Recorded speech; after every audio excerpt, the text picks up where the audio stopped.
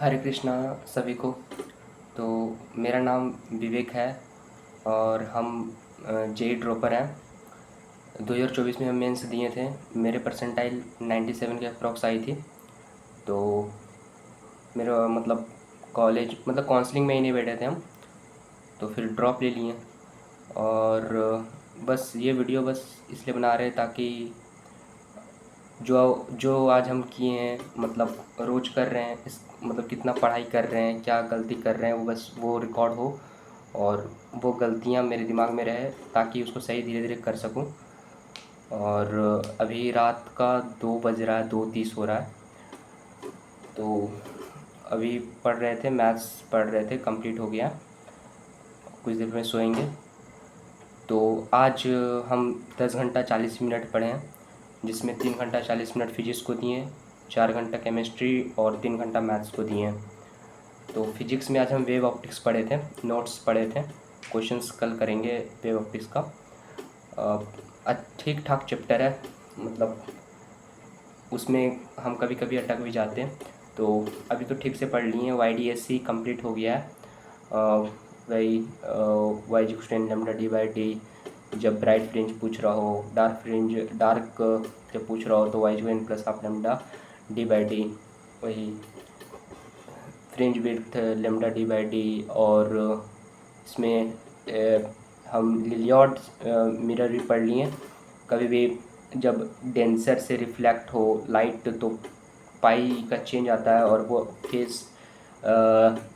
Phase में add हो जाता है, और पाथ डिफरेंस में λ/2 ऐड कर देंगे। ये है थोड़ा सा अलग। फ्रिजनल बाइप्रिज पढ़े थे, ये वाला टॉपिक्स समझ नहीं आ रहा था तो फिजिक्स गैलेक्सी का जो पुराना लेक्चर था 10 साल पहले का, वहाँ से देख लिए तो समझ में आ गया फ्रिजनल बाइप्रिज्म। आशीर्वाद सर का थैंक यू सर। और उसके बाद हम केमिस्ट्री पढ़े तो टाइट उसमें हम पढ़ रहे थे आयनिक इक्विलिब्रियम। तो पहले तो मेरा उतना छोटा टॉपिक कभी ये नहीं था, मतलब उतना से समझ नहीं आता था, पर अब आने लगा है। इसमें हाइड्रोलिसिस पढ़ ली है, इसमें जितना हाइड्रोलिसिस का था फार्मूला, ये सब सिर्फ ये वाला याद रखना जरूरी है। वीक एसिड वीक बेस का KH का वैल्यू KW/K/KB, और H का वैल्यू √KW/K/KB।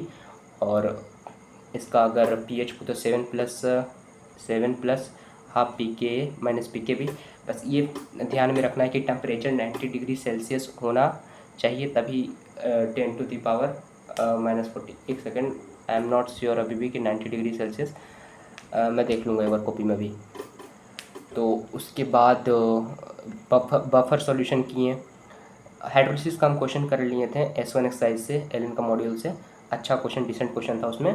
फिर S1 बफर सॉल्यूशन का क्वेश्चंस कर लिए पढ़कर। उसके बाद ये बफर सॉल्यूशन भी इजी ही है, मतलब pH अगर एसिडिक बफर हुआ तो pH pKa plus log salt upon acid, और अगर बेस हुआ तो POH निकाले pKa plus salt upon acid. अगर ये H प्लस ये सब ऐड करेंगे तो वो सब दिमाग में है।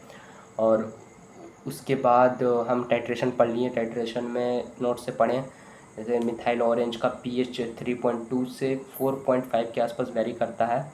पिंक से येलो हो जाता है। मिथाइल रेड जो होता है उसका pH आई थिंक 4.5 से 5.5 के मतलब इसी के अराउंड ही रहता है, 7 से कम ही रहता है। तो ये रेड से येलो हो जाता है। और लिटमस का 5.5 से 7.5 ये रेड से ब्लू हो जाता है। और फिनॉल रेड का तो नहीं याद आ रहा है, बट ये मतलब जब वो pH ज़्यादा होता है तो येलो होता है, थोड़ा कम होता है उससे तो फिर वो रेड रहता है। और फिर no no no no no phenol red yellow से रेड हो जाता है, ये याद रखना, येलो से रेड, ये गलती हो सकता है मेरे से। फिनोफ्थलीन जो है वो कलरलेस से पिंक हो जाता है जब pH इसका 8.3 से 10.43 वेरी करता है। तो ये हो गया। उसके बाद ग्राफ व्राफ पढ़ लिए थे, ठीक से समझ में अभी आ गया था।